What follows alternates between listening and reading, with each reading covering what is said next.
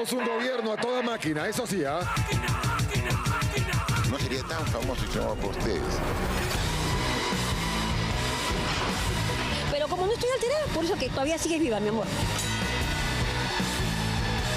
Señores de Willard, dejen de mentir y de desinformar. El dicho dice, dime con quién eres, diré quién eres, un delincuente.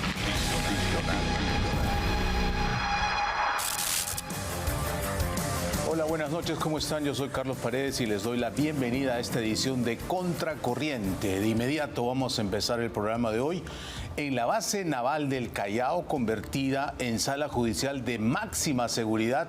Hoy se ha iniciado la audiencia clave contra Eric Moreno Hernández, este delincuente alias El Monstruo, considerado, claro que sí, como uno de los criminales más peligrosos de los últimos tiempos en el Perú. La Fiscalía ha solicitado 36 meses de prisión preventiva por delitos de organización criminal, homicidio, lesiones graves, por supuesto secuestros, extorsiones, sicariatos, etc. Muchas de ellas han provocado la muerte de muchas personas. Es un proceso que ya se suma a la condena de 32 años que pesa sobre alias El Monstruo. Durante la diligencia, la acusación fiscal detalló el funcionamiento de esta organización criminal conocida como los Injertos del Cono Norte, una red de extorsionadores y sicarios que opera, según la policía, por lo menos desde el 2023, y ha acumulado, escúchenlo bien, un botín de por lo menos 5 millones de soles. Sus abogados, que ahora son 3, optaron por una estrategia bastante rara, negacionista, es decir, han alegado que los audios que se han encontrado en los teléfonos celulares, etcétera, se han hecho con inteligencia artificial. Imagínense. El informe es de José Celada. Teniendo con ello, tengo ganancias ilícitas.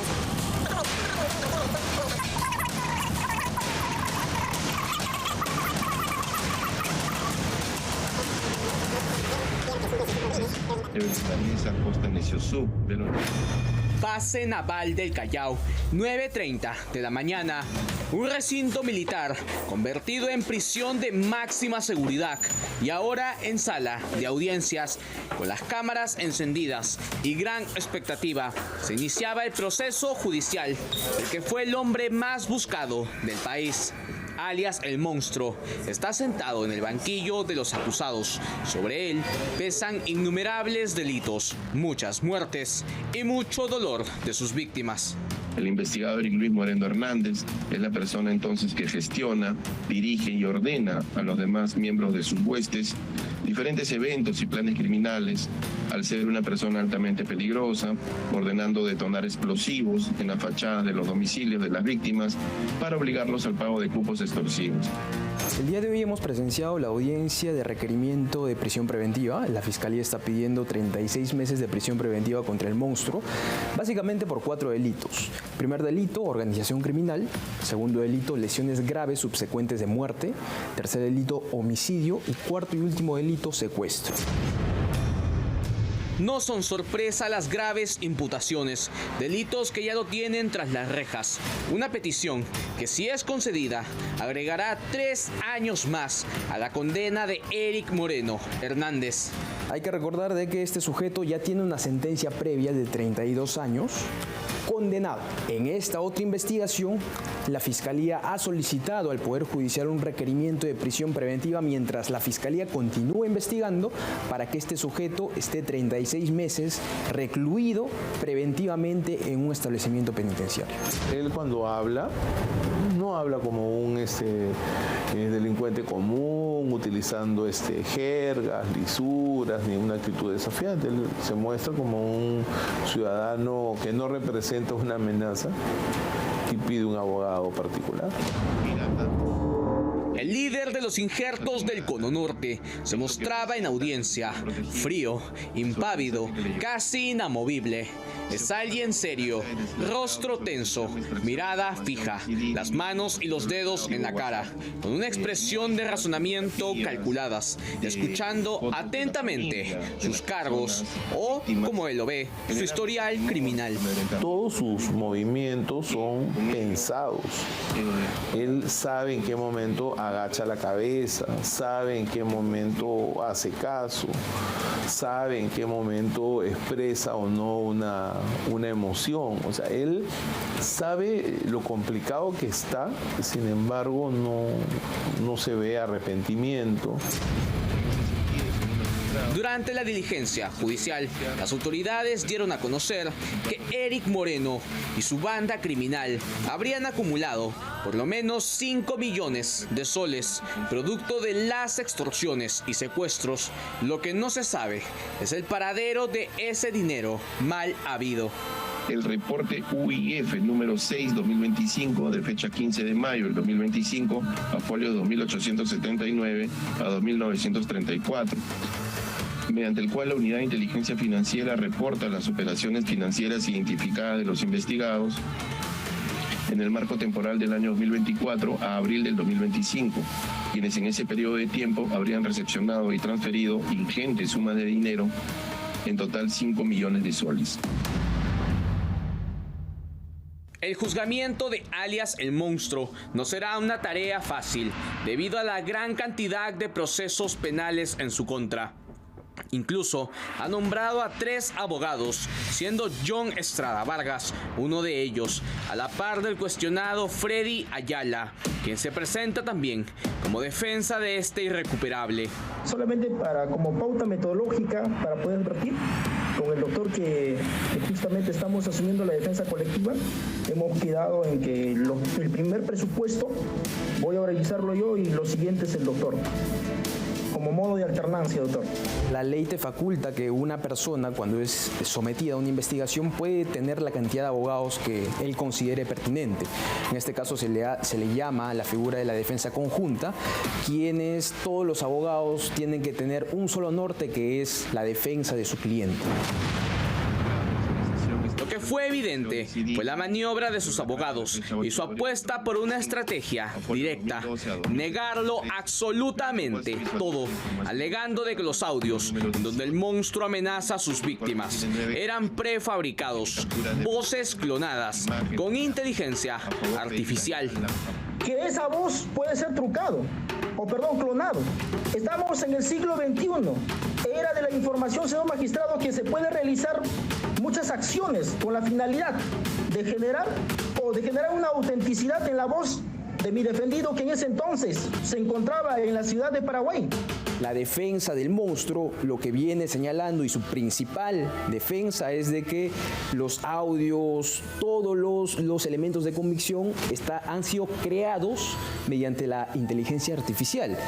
Y bueno, eso lo van a tener que discutir. Se tiene el acta de recepción de información del agente especial Titi de fecha 4 de febrero del 2025, obrante folios 1976. Mediante el cual, a través de este agente especial, se tomó conocimiento de la identificación de los presuntos integrantes de la organización criminal autodenominada Injertos del Cono Norte. Revelaciones mayores van avanzando durante la audiencia. El gran descubrimiento se da con el nombre de alias Titi, nombre clave del agente especial encubierto que durante años colaboró con las autoridades, dando información crucial a la fiscalía, una tesis sólida que encerraría al monstruo de por vida. Toda esta información que se está exponiendo, señor magistrado, fue recabada por este despacho fiscal y la Policía Nacional de Divinco a través de fuentes humanas, declaraciones de testigos, agraviados protegidos, utilizando técnicas especiales de investigación, como el procedimiento del agente especial denominado Titi, que ha logrado penetrar, entrar, incursionar en las entrañas de esta presunta organización criminal para aportar los datos a policía y fiscalía necesarios y pertinentes para poder lograr tener el éxito de la investigación. La fiscalía, en este caso en particular, tenía un agente encubierto, un civil, que se hace llamar Titi. este agente encubierto ha proveído de información muy sensible, los cuales hacen ver de que efectivamente la organización criminal sí existía y este sujeto, el monstruo, era el cabecilla, quien daba las órdenes para que se puedan impartir las extorsiones, los asesinatos y demás delitos que han cometido. En 2023 aparece un patrón, una red y una organización criminal que operaba de forma sistemática. Ese es el corazón del caso, la columna vertebral de la acusación contra alias El Monstruo en la base naval. Va a ser una tesis negacionista, como lo hemos estado viendo el día de hoy. Van a tener que negar cada uno de los elementos de convicción para tratar de persuadir al juez y que este juez no acredite los niveles que se requieren para una prisión preventiva. Se le ve tranquilo, no se le ve angustiado, no se le ve atemorizado, ni siquiera se le ve enojado, alterado. Y mientras jueces permanecen en silencio y las miradas se cruzan en videollamada, se pausa la sesión mientras se toman decisiones de un violento asesino y criminal sentado frente a la justicia. Un hombre que en los próximos días revelará secretos que pueden ser explosivos para algunas autoridades.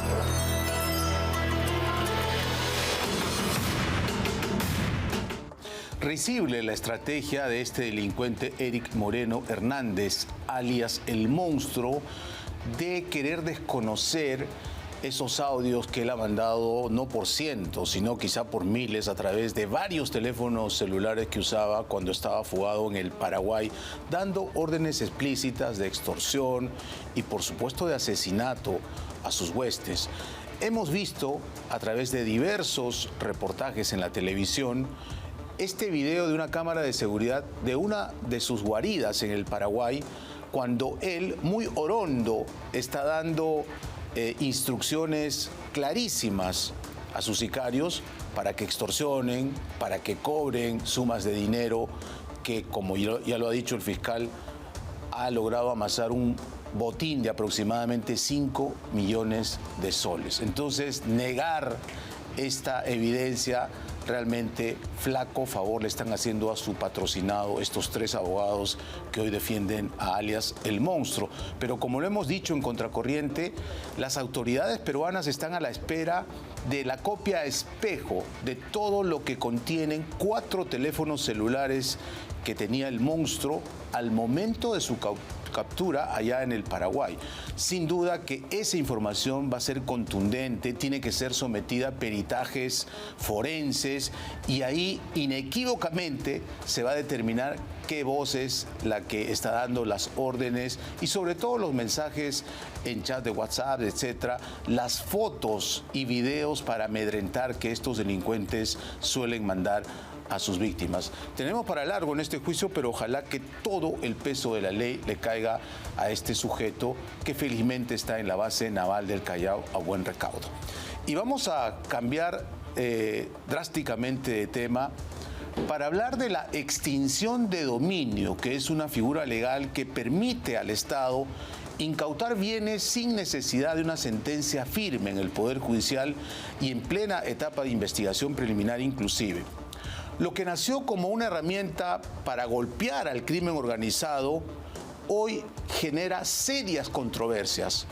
Propiedades privadas pasan a manos del Estado, son administradas por el PRONAVI, que depende del Ministerio de Justicia, y en muchos casos no regresan a sus dueños, incluso cuando estos obtienen resoluciones judiciales que los declaran inocentes y por lo tanto nulas las incautaciones. Hay varios casos que hemos revisado con Maricielo del Castillo de investigados, ya sean personas naturales o jurídicas, cuyas propiedades se incautaron y simplemente estas han sido destrozadas. Aquí el reportaje de Maricielo. Alguna vez estos bienes fueron símbolos del delito. Hoy son herramientas de justicia, de servicio, de vida digna. El el Estado peruano, a través del PRONAVI, que es la entidad que está encargada de la administración, lo que ha demostrado es que no está en la capacidad de poder resguardar estas propiedades. PRONAVI transforma lo que fue crimen en un futuro más justo, seguro y próspero para los peruanos. Estamos viendo una barbarie fiscal judicial. No hay Estado de Derecho. Esto es una farsa de Estado de Derecho.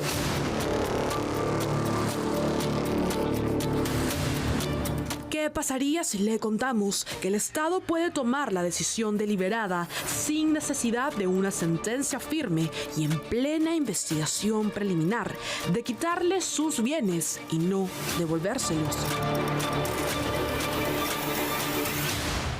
Esta noche en Contracorriente le contamos algunos de los casos de investigaciones penales sin condena, donde se ha impuesto la figura de extinción de dominio, incautando bienes para que sean administrados por el Programa Nacional de Bienes Incautados, adscrito al Ministerio de Justicia, PRONAVI. En los últimos años, la hemorragia de persecución selectiva a cargo de los equipos especiales de la Fiscalía ha desencadenado en investigaciones preliminares sin elementos mínimos de convicción, en los que se han dictado prisiones preventivas, como también medidas limitadoras de derechos, como la incautación de propiedades de los investigados, y todas ellas llegaban al PRONAVI. En el caso de la Universidad Alas Peruanas, ahora recuperada por sus propietarios originales, esta es la lista de las más de 100 propiedades que PRONAVI incautó a la institución, a pesar de tener un fallo de nulidad. Alas Peruanas, en abril del 2023, fue objeto de una figura de el allanamiento y incautación. ¿Qué hace la defensa de Alas Peruanas? Interpone recurso de apelación y en abril del 2024 consigue que la Sala Superior declare nula. Se declara la nulidad de la resolución número tal que ordenó el allanamiento e incautación de los bienes. El sentido común dice que si se ha declarado nula la orden, ¿qué tiene que hacer PRONAVI y el Estado? Devolver las cosas. No lo devolvieron. Hasta el día de hoy que estamos conversando, no han devuelto nada. Más de 100 bienes incautados sin retorno. La pregunta es, ¿cuál es la razón por la cual el Estado no quiere devolver los predios que no le pertenecen? Quizá porque ahora los utilizan para sus propios fines. Este edificio ubicado en Paseo de la República, que pertenece al Distrito de la Victoria, es uno de los tantos predios que ha sido incautado por el Estado a la Universidad Alas Peruanas. Como pueden ver, aquí hoy está la Dirección de Investigación de Lavado de Activos de la PNP y este bien, a pesar del fallo de nulidad, no ha sido devuelto.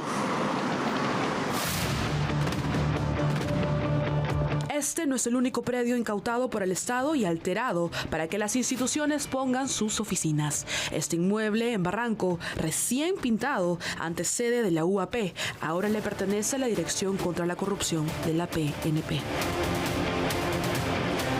Este edificio, ubicado en la avenida San Felipe, era la sede principal de la Universidad Alas Peruanas, sede que ha sido incautada por PRONAVI, y hoy aquí en este edificio funciona la Superintendencia Nacional de Migraciones del Perú, tal como usted lo puede ver, a pesar de ser una sede que debería ser devuelta a la universidad por un fallo de nulidad.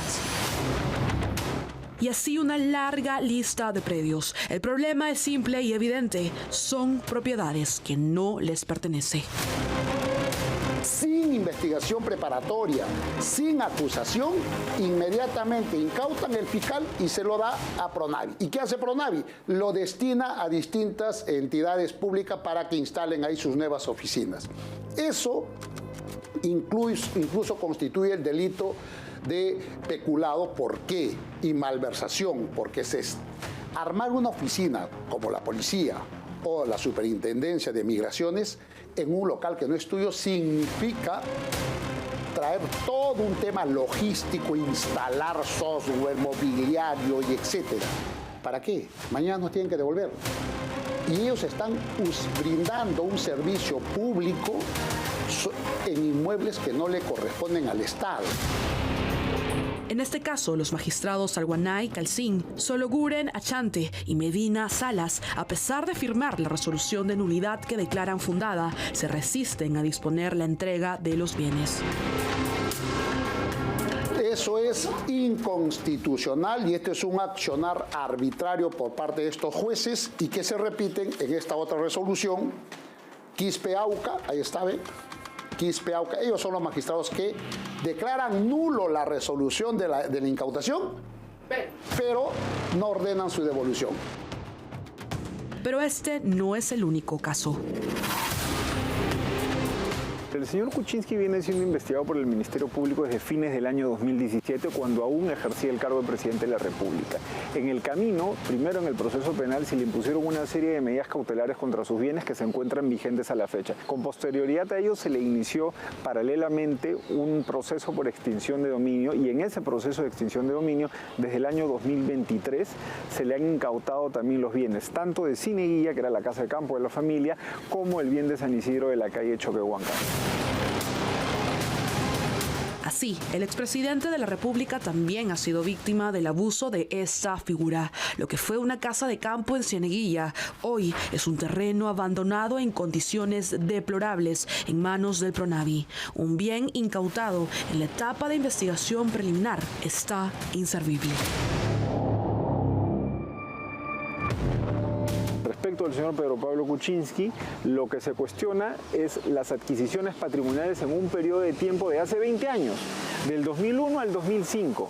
La ley recién salió en el año 2018. ¿Cómo así retrotraes los efectos de esta norma a 15 años atrás? Eso es algo totalmente arbitrario. Esto implica, el archivo, este caso, implicaría la devolución de estos bienes. Implicaría el levantamiento de las medidas cautelares. No hay aún una sentencia tampoco en extinción de dominio. Estamos en una etapa preliminar, además, que es denominada indagación patrimonial. Sin embargo, en esta etapa se le permite a la Fiscalía solicitar medidas cautelares sin una sentencia.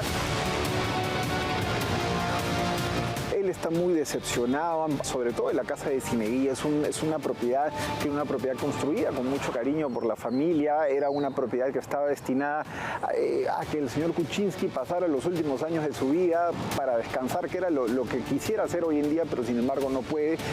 Ha sufrido una serie de robos, incluso han habido 2 incendios que se han registrado, se ha destruido totalmente. Entonces, el Estado peruano, a través del Pronavi, que es la entidad que está encargada de la administración, lo que ha demostrado es que no está en la capacidad de poder resguardar estas propiedades, así que lo que debería ocurrir es que se devuelva la administración de esta a sus legítimos propietarios, que se siga el curso de los procesos. Extinción de dominio o extinción de derechos. En una democracia no puede haber leyes confiscatorias. Hemos mostrado apenas 2 ejemplos de incautaciones deliberadas, propiedades secuestradas por el Estado para usarlas a su conveniencia o abandonarlas, pasando por alto la presunción de inocencia de los investigados y el derecho de la propiedad. Aquí en Contracorriente hemos mostrado reiteradamente casos de emprendedores, de pequeños empresarios que por una u otra razón se vieron involucrados en temas penales y se les incautó su herramienta de trabajo. El Estado toma control de esos bienes, a veces los asigna a ciertas entidades públicas, incluso universidades, etcétera, en el caso de un autobús, por ejemplo, y nunca pueden recuperar sus bienes, a pesar de que años después la justicia los declaró inocentes absolutos. Ya el Tribunal Constitucional ha declarado en parte inconstitucional esta llamada ley de extinción de dominio porque, como hemos dicho en la nota, en una democracia no puede haber leyes confiscatorias. Es verdad que necesitamos leyes drásticas para combatir al verdadero crimen organizado, pero no se puede generalizar y decir leyes pro crimen. Por ejemplo, la ley que regula a los candidatos a colaboradores eficaces tiene que tener ciertos recaudos, un plazo razonable, por ejemplo, para que el Ministerio Público pueda corroborar lo que está aportando en información y pruebas el candidato a colaborador. Además, que siempre esté acompañado de un abogado, incluso que se graben en audio y video sus declaraciones para poder luego confrontarlas, que los fiscales no estén presionando y no estén exigiendo que digan lo que ellos quieren que los colaboradores digan. Estamos con el congresista Edward Málaga, no agrupado. Edgar, gracias por estar en Contracorriente. Buenas noches, La Carlos, primera gracias. pregunta es, ¿se puede hablar genéricamente de leyes pro crimen? Tú que estás en el Congreso y has participado en los debates de estas modificatorias, ¿cuál es tu opinión? Yo creo que es una narrativa muy simplista que no nos hace bien, y yo saludo que estén haciendo docencia y explicando estos casos a la ciudadanía, porque si bien tanto la colaboración eficaz como la extinción de dominio son herramientas importantes para la lucha contra el crimen organizado, si se abusa de manera excesiva, que es lo que ha venido ocurriendo de estos esquemas, pues al final no sirven de nada y terminan perjudicando a ciudadanos que muchas veces terminan siendo exonerados por la ley, lo que acabas de mencionar. Entonces no es tan sencillo como decir que son pro crimen o algo así. No se puede etiquetar a todos. Para nada. Y de hecho lo que ha hecho el Congreso es ponerle límites a estas figuras para que no sean abusadas. Es la manera más sencilla de explicarlo. Ahora, por supuesto, toda ley es perfectible y cada vez que tú tengas grupos, bancadas, partidos, afinando los detalles de cada una de estas modificaciones, pues va a haber probablemente algún aprovechamiento partidario político. Pero en general, yo creo que había que ponerle un límite a estos excesos. Claro, en algunos casos es verdad que modificando estas leyes se ha querido blindar a ciertos políticos, ¿no? Te doy un ejemplo clarísimo para ser obvios, ¿no? Cerrón y los procesos que tenía el fujimorismo. O sea, ambos partidos tenían sus anticuchos y querían proteger a personas que estaban encausadas. Entonces, estas leyes les favorecían, es cierto, ¿ok? Pero una ley no se hace con nombre propio. La ley se hace pensando en todos los casos, toda la casuística que está siendo afectada por la exageración y el abuso. Y finalmente han terminado facilitando el trabajo de las verdaderas organizaciones criminales. Así es, que hasta ahora nos están haciendo, no tienen en jaque. Esa es una tarea pendiente para el próximo Congreso. Definitivamente, seguir afinando. No, y hay muchos temas también relativos al Código Penal, o sea, la lucha contra la criminalidad es mucho más compleja que estas dos. Hay que concordar nuestras normas que están a veces con un populismo punitivo también que no es en la realidad efectivo, ¿no? Te doy un ejemplo muy sencillo, si me permites 10 segundos. Sí. El hecho de que se considere la minería ilegal, básicamente por definición como un delito ambiental, es un sinsentido. Porque es un delito sumamente complejo que involucra otro tipo de delitos violentos, que involucran trata de personas, tráfico de drogas, de armas, en fin. No puedes simplemente considerarlo un delito ambiental ni perseguirlo de esa manera, porque es completamente ineficaz. Entonces hay cosas que realmente repensar y reformar. Por supuesto. Vayamos al tema de coyuntura. Usted ha sido uno de los congresistas que está alentando la censura de la mesa directiva del Congreso para que de la mesa directiva para que Geri deje de ser presidente de la República encargado, o, como dicen algunos de sus colegas, ir por la vacancia presidencial. Para eso se necesitaría mínimo 87 votos a favor. ¿Cuál es el estado de estas cosas? Porque todos los días vemos noticias, hay creo que hasta 6 mociones de censura, o 7. ¿Cuántos votos tienen los que, como usted, quieren que Geri ya no esté en la presidencia de la República? Entiendo que, quizás para orientar al público, ¿no es cierto? Para ingresar las mociones de censura se necesita 20 firmas, para ingresar la moción de vacancia 26, para que se apruebe la censura, minoría simple, o sea, la mitad más uno de los que estén ahí, y 87 votos para la vacancia, como ya hemos aprendido, lamentablemente. Ahora, como estamos en receso, el Congreso tiene que convocar a una legislatura extraordinaria. ¿Y quién lo tiene que hacer? ¿O el presidente del Congreso, o incluso el presidente de la República, ¿no? Claro. Tiene esa prerrogativa, pero no lo va a hacer, obviamente. Pero la versión que nos da el señor Rospigliosi es que él se ciña al reglamento y solamente con las 78 firmas, creo que es, para autoconvocarse. Para autoconvocarse. Entonces digo, bueno, pero ¿qué sentido de urgencia le está dando este asunto que es sumamente urgente? O sea, imagínate que mañana nos agrede un enemigo externo, tenemos un desastre natural o alguien un golpe de Estado. Vamos a juntar 78 firmas para que el Congreso se recesione. No tiene sentido. Entonces, yo apelo a que mis colegas vean el sentido de urgencia. Para bien o para mal, yo creo que el Congreso no puede sustraerse de esta responsabilidad. Pero hay bancadas como Alianza para el Progreso, los que quedan, creo, de Acción Popular, incluso Podemos, que declaran orondos a la prensa, dicen sí, que hizo mal, pero no están firmando ninguna de estas dos documentos. Y a tu pregunta, van 56 firmas, se van sumando poco a poco, eso hay que decirlo también, ¿no? Con respecto a esas bancadas, mi lectura es que es cálculo político, en algunos casos cobardía también, ¿no? Estoy hablando de APP, estoy hablando de Fuerza Popular.